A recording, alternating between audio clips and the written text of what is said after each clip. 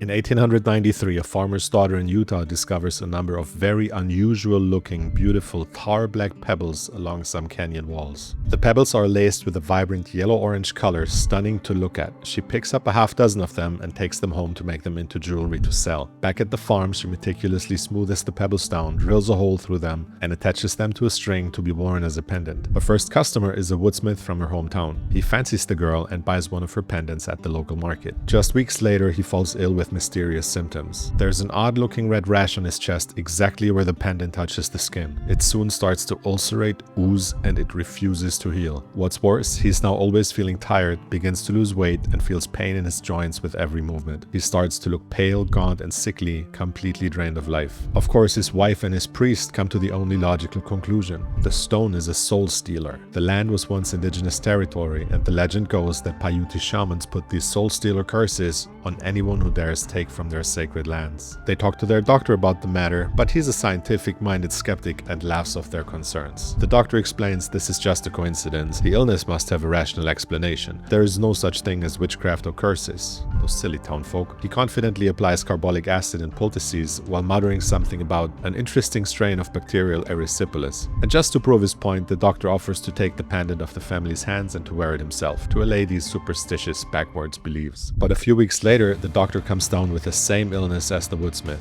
As the sores open on his own chest, he starts to wonder if he made a terrible mistake. He calls on the woodsmith's house, but only finds his wife answering the door. With tears in her eyes, she tells him the woodsmith passed away last night. Now in a panic, the doctor goes to find the farmer's daughter who sold them the pendant in the first place. But all he finds at her house is a family in mourning. The daughter has already passed away from the same illness. So it is true. The land and the pebbles must have been protected by a powerful indigenous spell. Several years later, the mystery is finally solved. Sometimes unusual phenomena cannot be explained by our current level of scientific understanding, but neither are they truly inexplainable. It just takes science a little longer to catch up. And so the mystery was solved, not by detectives and not by shamans, but by German scientists who discovered the secret in 1902. The girl's pebbles were uraninite, a highly radioactive ore that can be found when exploring the countryside of Utah, which leads me to my question for you. Do you believe in ghosts? Let's talk more about the invisible world. Join me on episode 6 of the Meditate More podcast at manimandala.com/6.